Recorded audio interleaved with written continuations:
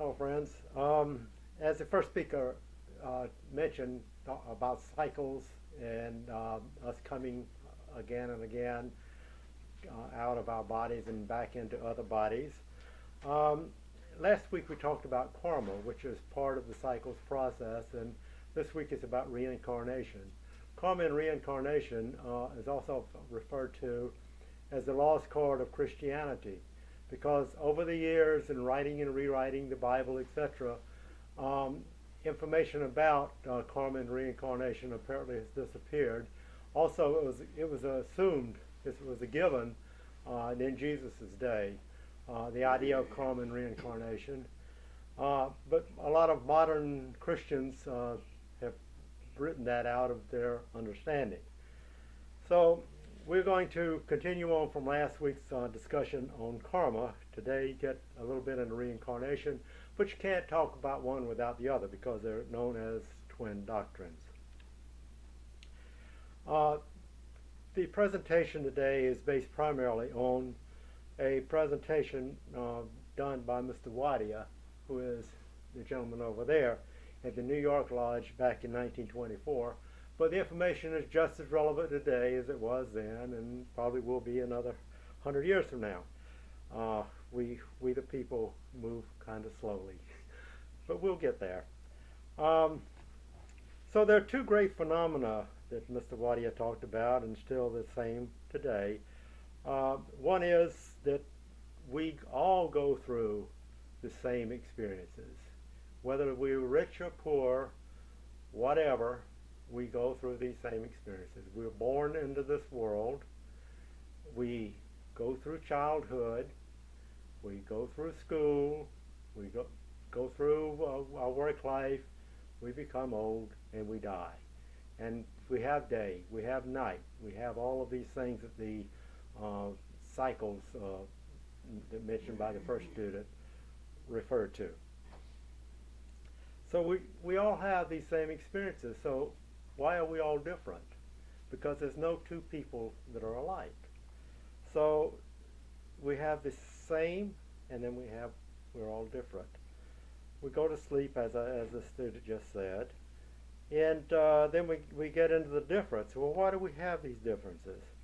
So we pass through these experiences, but we all have different aspects of these experiences. We all we're really not, supreme. Well, we don't have differences as much as they appear to be. We sometimes think that they're a lot more different than they really are. But the differences we're thinking about are appetites, instincts, impulses, the desire to know. All of these are the same, yet they come out differently among all of us. And it looks totally different sometimes. So these facts in nature do exist. If we think about them in a fundamental way, they're no doubt there. We see them every day. It's as clear as the hand in front of our face. So why is each one of us going through these same experiences? And yet each one goes through them differently. So there are many ways to think about this, as Mr. Wadia pointed out, and also as Muhammad said, there is many ways and paths to growth and to progress, to self-knowledge, to the realization of the God, the deity, or the self, as there are children of man. And yet, the ultimate analysis we are all seeking is the same thing. So what is the meaning of this great underlying differentiation that exists? It is to each one of us different, not only bodily, but morally, mentally, spiritually. How is it possible for us to understand this great question of differences, which produces the struggle for life, which produce the phenomenon and of what science calls the survival of the fittest, which brings pain and pleasure, sorrow and suffering, on the one hand and joy on the other. Why is each one of us as he is? So there are two fundamental answers, we might say, the answer that science gives us and the answer that religion gives us. Science says because we come from different parents, we belong to different families, we belong to different nations, we have this heredity difference. We have different races and different cultures and etc., etc. So that points out to the genealogy of every human being being different.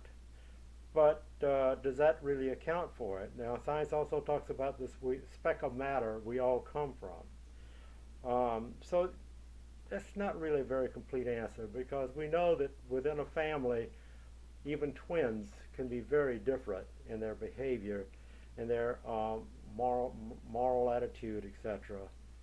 So the theologist says, okay, the argument of heredity brings us to this thing, to the theologist, that we have all come into existence, sprung into being from a root stock of a single pair, Adam and Eve. Theology then leaves us questioning a lot of things as well, because it leaves out all of the background that we've all gone through in our many, many reincarnations. It raises a question of, the sons of two parents, as just this student said, being very different. So their moral and mental character and qualities, they're different. So the second answer then might seem as this mysterious process that God has made us what we are, and it is the way of wisdom not to inquire too closely into the motives and methods of God. This student heard about that as he was coming up and was asking questions. Oh, maybe you shouldn't be asking too many questions like that. So anyway, there's a clear and logical response, though, to the question of why should God, this all-just and this merciful, all-wise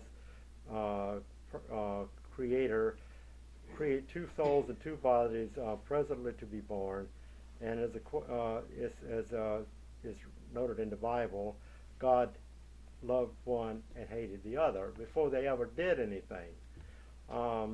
So what is the worst? So what is the worst?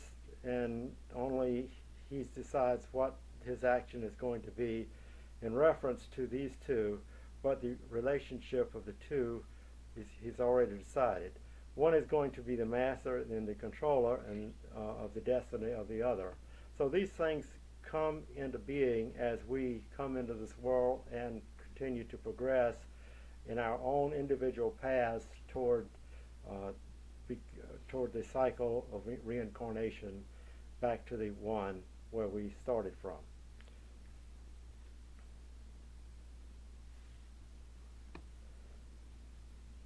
So reincarnation then is the third answer to this question of how we are different. It is that neither science nor theology provides to us.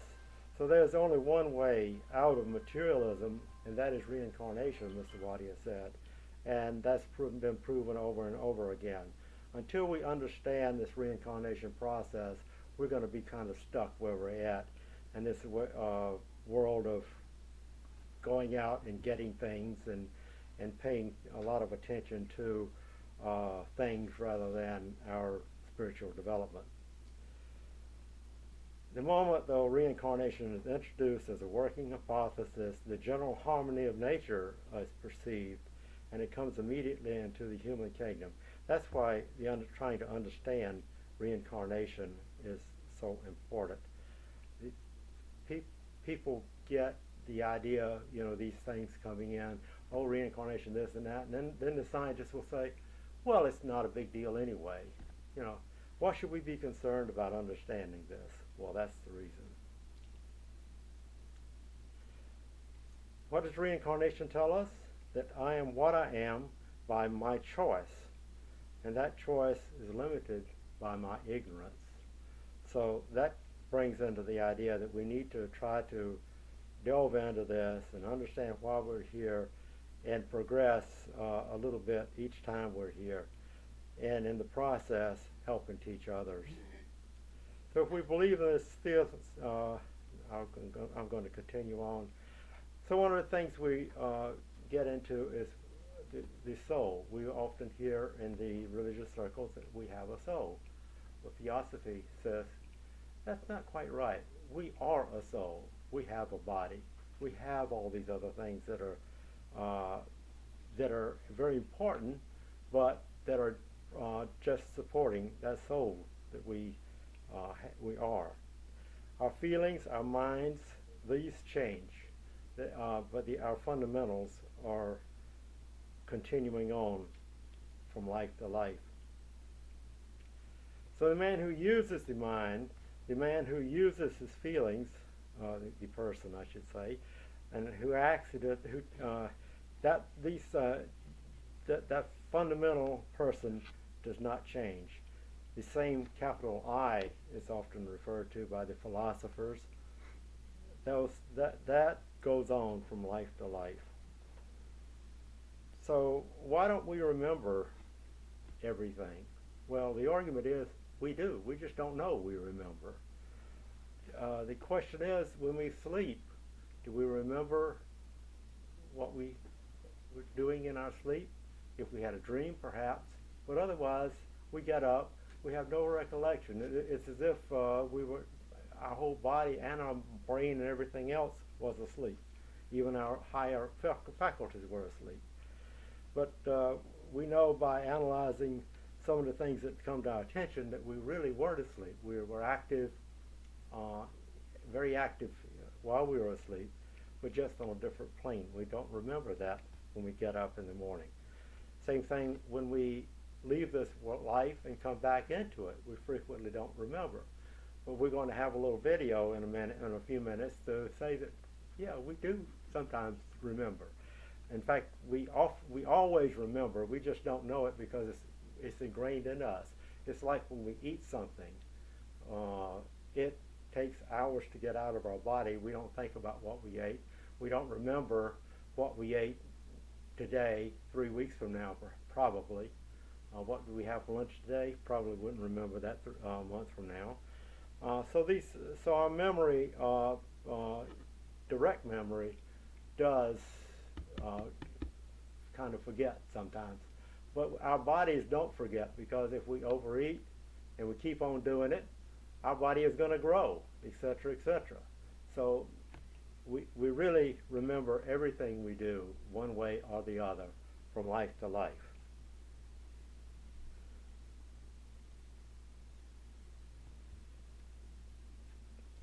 So what do we think of in terms of our limitations? Our limitations really are based on our ignorance.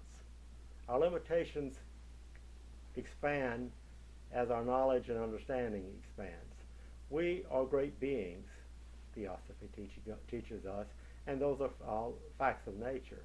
As we progress in our understanding, our world changes, our views change, we become more global, we become more universal. And what is the fundamental basis for the platform? Universal brotherhood.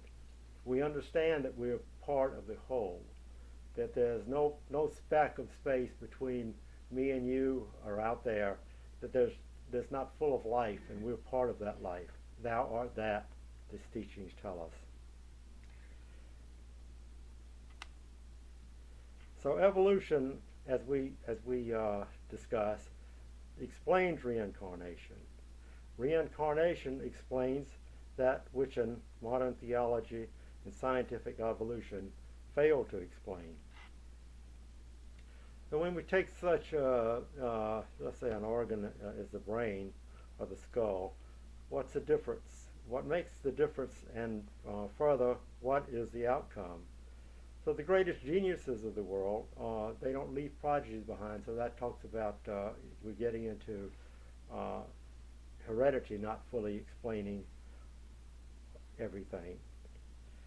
Pythagoras, Plato, those, they did not leave progeny behind.